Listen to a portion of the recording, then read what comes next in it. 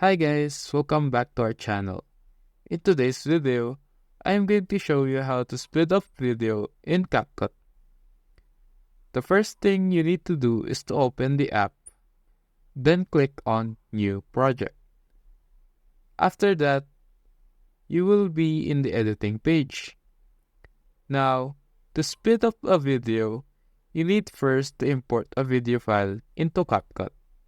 To do this, click on Import, then select a video to edit. Then click Open.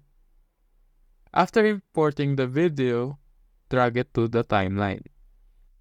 Click the video in the timeline. Make sure that it is highlighted, which is indicated by white borders. Now, on the top right part of the screen, there are options like video, audio, speed, etc. Basically, click on speed. Under times, there is a sliding button. Slide it like this, or the number multiplier where you can change the speed of the video. I will change the number to 0.5. You can experiment with the speed appropriate to your preferences.